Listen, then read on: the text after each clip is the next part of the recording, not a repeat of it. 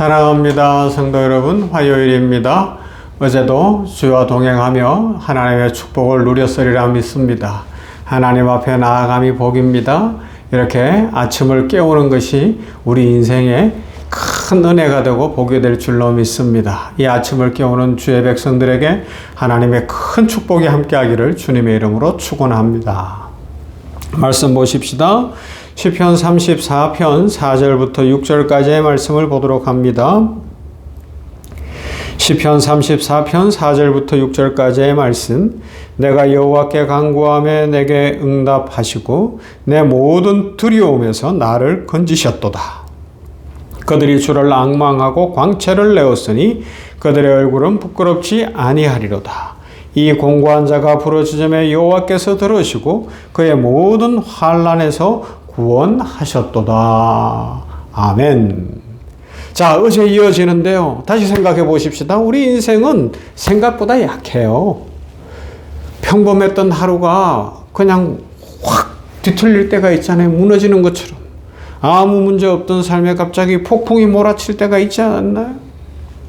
있어요. 건강하던 사람이 병원에서 예상치 못한 진단을 받을 수도 있고요.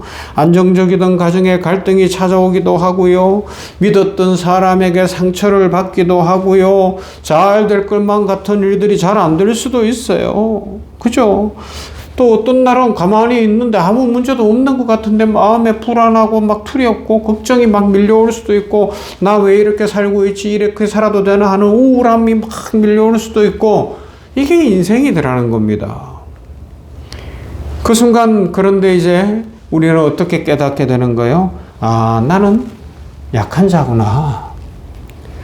내 힘으로 내 머리만 갖고 이 세상에서 풀 수 없는 문제가 꽤 많구나. 대단한 줄 알았는데 나 진짜 이번에 여러 일들 겪어보니까 별거 없네. 아이고, 사람 말 한마디 해도 내가 이리 흔들리고 저리 흔들리고, 나뭇잎만 흔들리는 줄 알았더니 내가 더 흔들리네? 이게 깨달아지는 거예요. 그러면 그때부터 이제 하나님의 앞에 축복이 넘치는 시간으로 나아갈 수 있는 길이 열리겠죠. 오늘 본문에 나오는 다윗, 이 시편 34편을 기록한 다윗이 그런 순간이 있었다니까요. 어제도 잠깐 언급했고 주일날 다 알려드렸잖아요. 다윗은 위대한 왕이에요. 용사였어요. 전쟁에 나가면 지는 법이 없었어요. 나라를 제일 크게 영토를 넓혔던 왕이에요. 그러나 오늘의 시편 34편에 나오는 다윗은 영웅이 아닙니다. 두려움에 떨고 있는 한 인간이에요. 블레셋 왕 아기스 앞에 도망을 가서 살려달라고 하고 있습니다. 사울왕 때문에 도무지 살 수가 없어서 적군의 나라까지 간 거예요. 그런데 그 신하들 중에 알아보는 거예요. 저 다윗 아니냐? 골리앗을 죽이지 않았느냐? 저사를 어떻게 우리가 받아주냐? 죽이자. 이렇게 되는 거예요. 그래서 아기스 왕이 손을 이렇게 들어서 우리 영화에 나오듯이 로마의 황제가 그러듯이 탁 이러면 죽는 거예요. 이렇게 하면 사는 건데, 그 상황에서 어떻게 해야 되는 거? 절체절명의 순간 아닙니까? 이건 뭐 큰일 났다 싶은 거예요. 다윗이 하나님 앞에 그냥 눈 뜨고 기도했을 거예요. 하나님 속으로 막 그런 순간 되면 필름처럼 막 엄청 시간도 초능력으로 지나가잖아요. 하나님 살려주세요. 하나님 살려주세요. 그랬더니 하나님의 지혜 속에 그가 그 앞에서 미친 척하면서 또 살아나는 길이 열리는 거예요. 그곳은 적진이었어요. 자기를 도와줄 수 있는 사람이 단 한 명도 없고 당장이라도 죽을 수 있는 상황이었는데 하나님이 그와 함께 하셨습니다. 우리 인생에도 이런 순간이 있을 수 있죠. 사방이 막힌 것 같은 순간이 있을 수 있습니다. 아무리 생각해도 답이 보이지 않는 순간이죠. 사람은 있는데 의지할 사람이 없는 순간이 있을 수 있어요.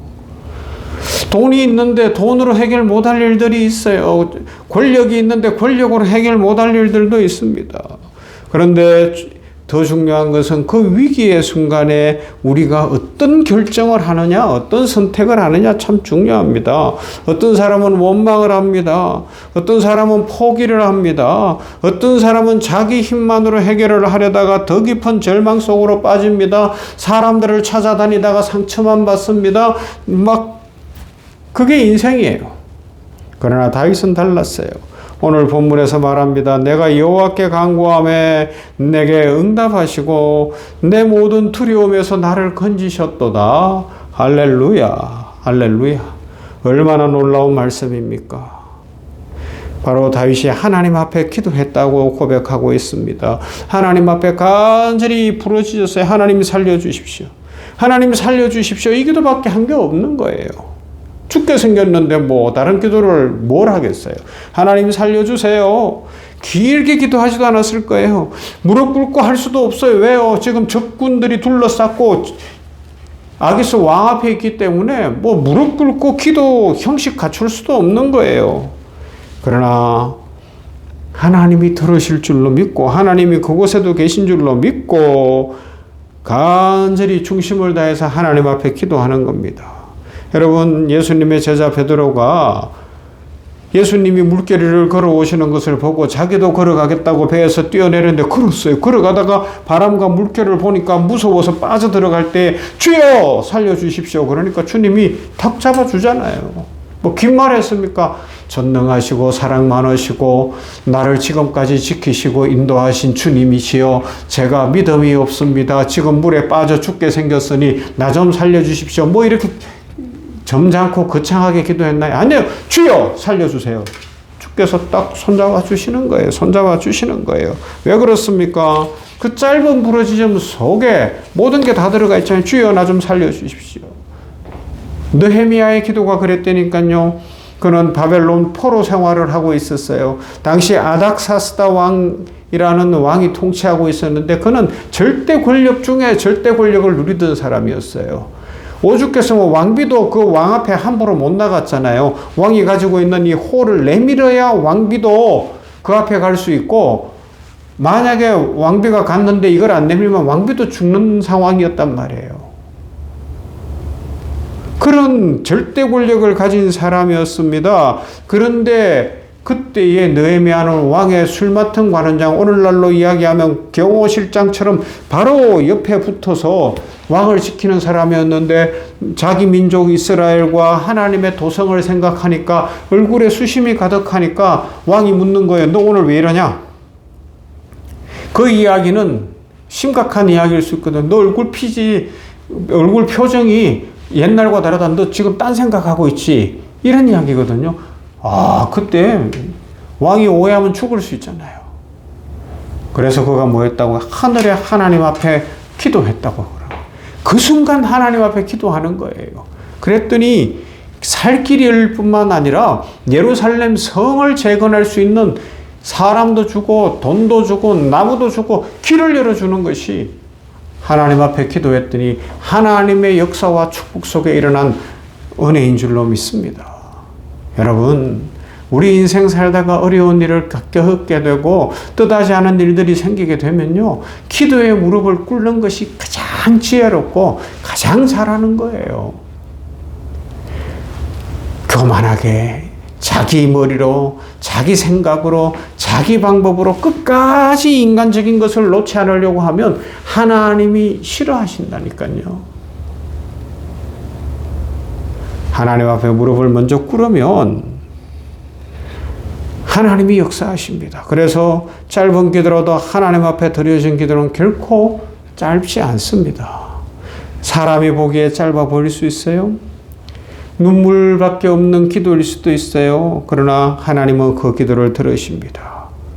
왜냐하면 기도는 문장의 길이가 아니라 하나님과 우리의 관계이기 때문에 그래요.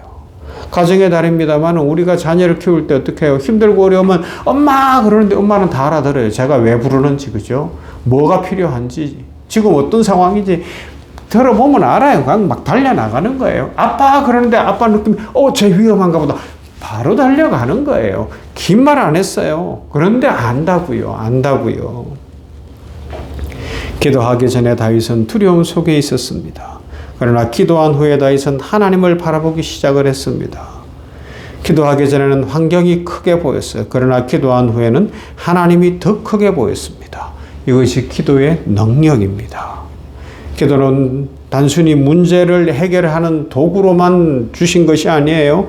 기도는 우리의 시선을 바꾸는 은혜의 통로입니다. 두려움 속에서 하나님을 바라보고 평안을 누리게 하고, 절망 속에서 하나님을 바라보고 소망을 갖게 하고, 무너질 것 같은 순간에 하나님을 바라보고 다시 일어나게 하는 것이 기도인 줄로 믿습니다. 위기의 순간 가장 먼저 해야 될 것은 계산이 아니라 기도입니다. 사람들은 위기가 오면 자꾸만 사람을 찾고 세상의 방법을 찾고 자기 머리로 뭔가를 해보려고 하고 하나님을 시험해요. 그러지 마세요, 여러분. 하나님 앞에 나아가 기도의 무릎을 꿇어야 삽니다. 내가 그를 찾으며 응답하시고 내 모든 두려움에서 나를 건지셨도다. 할렐루야. 오늘 성경이 그렇게 고백하고 있지 않습니까? 하나님은 단지 환경에서만 건지신 것이 아니에요. 두려움에서도 건져주셨어요. 마음의 문제를 해결해, 마음이 강하고 담대하게 해주셨고 마음의 평강을 주신 줄로 믿습니다. 진짜 문제는 환경을 넘어서 우리 마음, 우리 안에 있는 두려움 아닙니까? 기도는 바로 그 두려움을 내쫓습니다. 지금 어떤 시간을 지나고 있습니까? 어떤 어려움과 힘든 일이 있습니까? 막막합니까? 하나님 앞에 기도하지 못할 이유는 없어요. 하나님 앞에 체면 차릴 것도 없어요. 나오면 하나님은 좋아하셔요. 하나님 앞에 나와 엎드려 기도함으로 말미암아 하나님의 축복 속에서 길이 열리는 것을 체험하시고 축복의 인생, 복된 인생 살아가게 되기를 주님의 이름으로 축원합니다. 참 좋으신 아버지 하나님 감사합니다. 오늘 화요일 아침에 계속해서 시편 34편 말씀을 살펴보면서 다윗이 고백하는 것처럼 내가 그를 찾으며 응답하시고 내 모든 두려움에서 나를 건지셨도다. 이 고백이 오늘 냉천골의 아침 말씀 묵상하는 모든 성도들의 고백이 되게 하여 주시어서 지금 인생 살다가 두렵고 힘들고 괴롭고 어려운 일들 만났다면 이 아침에 기도의 무릎을 꿇어서 하나님의 응답받고 평강이 임하고 하나님 앞에서 두려움도 내어 쫓기며 환경이 바뀌며 삶의 길이 열리는 것을 체험하고 축복의 인생 살아가게 하여 주시옵소서. 하나님은 어려움과 고난과 인생의 문제들 속에서 우리의 머리를 쓸 것이 아니라 하나님 앞에 나오는 자를 축복하시는 줄로 믿습니다. 하나님 앞에 예배로 나오고 기도로 나가 하나님의 은혜와 복을 누리도록 인도해 주시옵소서. 오늘도 우리 성도들 한 사람 한 사람을 지켜주시고 가정가정의 복을 주시며 가정의 자녀들이 잘 되는 복과 부모님들의 건강의 복과 무엇보다 영혼 구원의 축복을 허락하여 주시옵소서. 예수님 이름으로 기도하옵나이다. 아멘. 찬송합시다. 337장 내 모든 시험 무거운 짐을 주 예수 앞에 아뢰면 됩니다.